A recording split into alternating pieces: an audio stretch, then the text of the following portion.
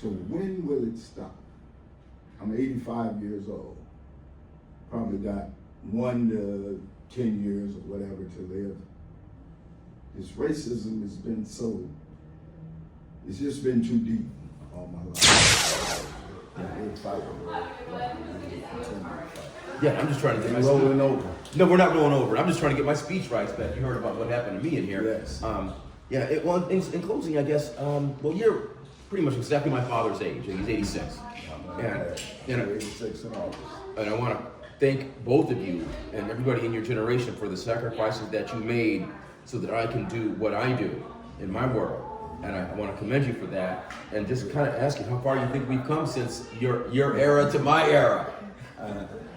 Again, we've only come 2 steps because whenever we gain 2, we go back 3. And so we've come 2 steps, but we can never stop fighting. And that's what makes it appear as if we're progressing in this racist society. And we are. It's 2 steps, and it's a whole marathon. We're trying to get involved in here. Yeah, bless you too. Bless you too. Respectfully to the board and members, my name is Jferrich Oba, affectionately called Papa John. I was denied my license in 2015. I received the license, then they took it back. Regulated me down to from a 1 priority to a 3 priority. Yet my license was good enough for another individual, white individual, to present them same qualifications and get a license. So I want to preface that with this. When I was in the service, I was in the 101st Airborne Division. Out of 450 students, I was the tops, voted the top student. Sergeant Reynolds, a white boy, came to me and he said, "King, come here." I said, "What you want?" He said, "You've been elected the top student in the jump school class of 450 people. You're gonna get a trophy so high." I said, "Oh man." And tears started streaming down his eyes, and he said, "But you're not getting it." I said, "Why is that?" He said, "Even though the cadre voted for you, you're black, so you're not getting it." So I preface that with the same situation here. Given a license, taking the license back, yet the program spells out that one of the primary reasons that black and brown people will be available and open to the licenses because of the situation of them, yet it was taken. So when will it stop? I'm 85 years old, probably got 1 to 10 years or whatever to live. This racism has been it's just been too deep all my life. Yet it doesn't stop me from progressing, taking care of myself, my family, not allowing what I know is a thumb or hammer to our progress, yet I still pursue. And I'm thinking about how is it Mr. Oba, you have 30 seconds. that racism can have such a deep thing when in the service I laid on top of a lieutenant when we were getting bombed by mortars. He was white. Why didn't I just go get under the Jeep? Because I think we all have equity, especially as soldiers together. I didn't even know racism existed in the service until I was in there. I didn't know racism existed in this wealth building process until Mr. I Oba, got that's your in. time. So thank you. Thank you very much. Appreciate your comments. All right, next up we have Mike.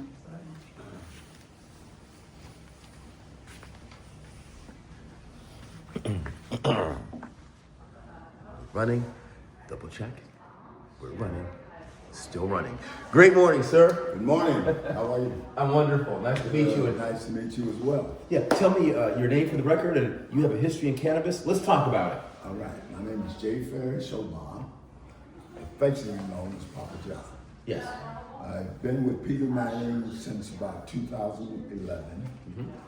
I started out doing his taxes. And so it ended up that I was in partnership with Peter. He opened a medical marijuana store. Yes. We moved down on Rainier Valley. We were in that store about a month or two. Okay.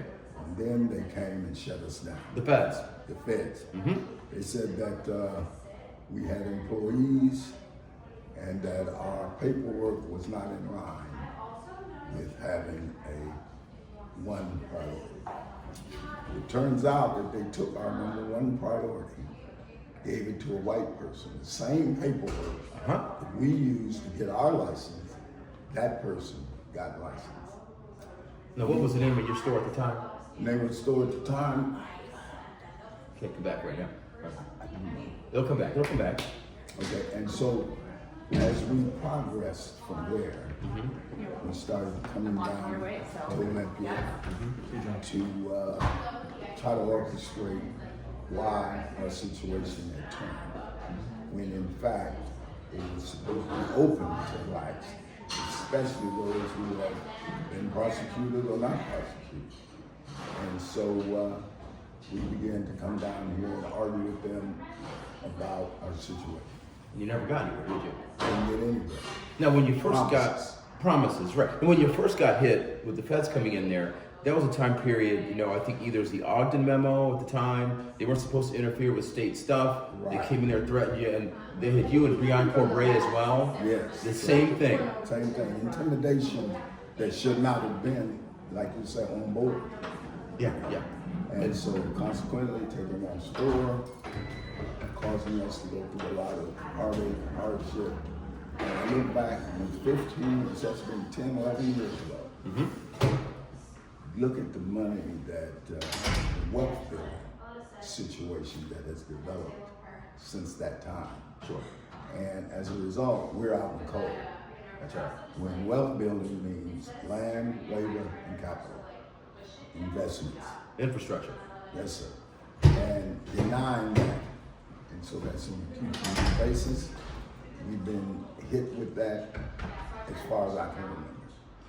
And Jenny Durkin was part of all that back in Yes. that day before she became the mayor. Yes, And she was. violating the Ogden and Cole memos, all of that stuff. So I remember. Yes. And I had some other friends of mine in federal court, and I remember there was Kevin Shelton and those guys, and the judge actually turned around and said in that case that the blacks had abandoned their stores. That's a joke, isn't it? Yeah, isn't it? Who abandons an ongoing enterprise? Right. It's lucrative and good for the community. And a product that has its own demand. It doesn't have to be advertised. You know, this product is self-generating in terms of bringing people in. And when you look at the elderly people who use a lot of marijuana products for their nerves, for their stomach, for healing, pain, for the CBDs, sleep, the edibles. It's a command market. And I see that as one of the primary reasons they discriminate against us again in this situation, because this is a self-contained market, and you don't have to go out and spend a lot of money on advertising and so forth. So as a result, shut them out. Shut them out again. Right. Promise them, but don't fulfill any promise. Right, promise but don't deliver. And back to your story, I take it now, you eventually ended up getting a license, but you can't find a spot right now. Tell us about that. Yeah, we have a license in partnership with another individual. Put us up in Snoqualmie County. It's very difficult to find a place. And there are some rules that Snoqualmie County has that is opposed to the LCBD. And the LCBD has the authority place those stores in certain places. But then the county comes back and says it has to be 2,500 feet from this place. So again, be patient. Right. It's almost like the modern day restrictive covenant. There's another thing too. Did you know this whole thing in King County about the distances? We were talking earlier about Ian Eisenberg and all that. But there's on Lower Queen Anne, there are two white-owned stores right across the street from each other. Lower Queen Anne, you know, with all that congestion that's right there. They managed to find a way to get two white boys stores across the street from each other. And did you know the one guy, the one they just put up now, the one on the side with Dick's, he actually got caught dressing in blackface a number of years ago. Oh man, see that? See that? Yeah, it's true. It doesn't matter what they do to us, they still end up on top. It's part of the it's an unwritten rule Yes. that we have to be left out somehow or another, and then people get upset with us when they hear about social equity. People think they're trying to give black something when Right. no, you were trying to get back something what you took from From us. us in the first place, and what we are owed in this craziness that we're in. And we've been dealing with it for a number of years, and we will continue to deal with it. And we'll fight. We'll continue to fight. Yeah, I'm just trying to get my We're rolling over. No, we're not rolling over. I'm just trying to get my speech rights back. You heard about what happened to me in here. Yes. Well, in closing, I guess. Well, you're pretty much exactly my father's age. He's 86. And 86 in August. And I want to thank both of you and everybody in your generation for the sacrifices that you made so that I can do what I do in my world. And I want to commend you for that. And just kind of ask you how far you think we've come since your era to my era. Again, we've only come 2 steps, because whenever we gain 2, we go back 3. And so we've come 2 steps, but we've never stopped fighting. And that's what makes it appear as if we're progress in this racist society. And we are. It's 2 steps, and it's a whole marathon. We're trying to get involved in here. God bless you, brother. Yeah, bless you too. Bless you too. This is the guy right here. We're gonna tell a story and keep on rocking it, okay? Yes. Plus, my name is King in Nigeria. That's right. Oba is king in Nigeria. Right. We're kings. We're king. That's right. God bless you. I'll be in touch with you real short. Okay. All right.